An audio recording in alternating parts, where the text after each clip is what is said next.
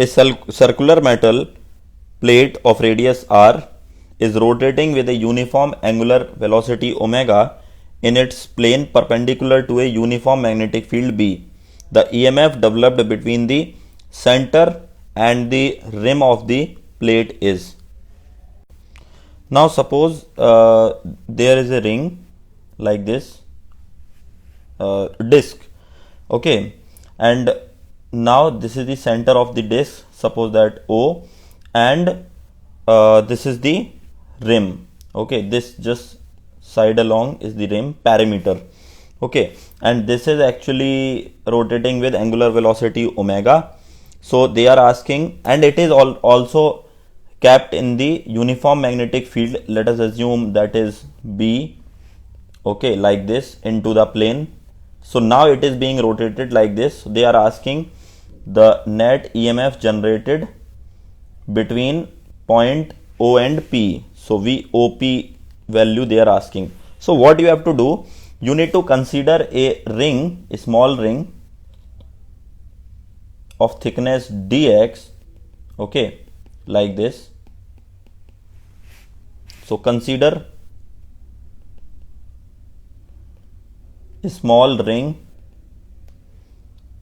of thickness dx, okay, at x distance from the center, right?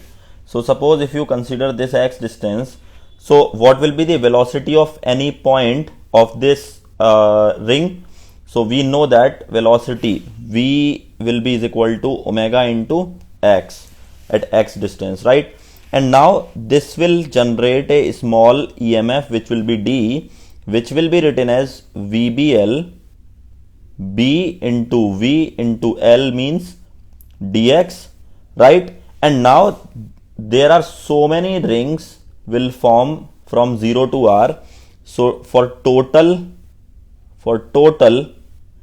EMF you need to do integration of dE, which will give you B into V into dx. Now if you put the value of V, you get B into omega x into dx, and limits are going to be 0 to r. Perfect.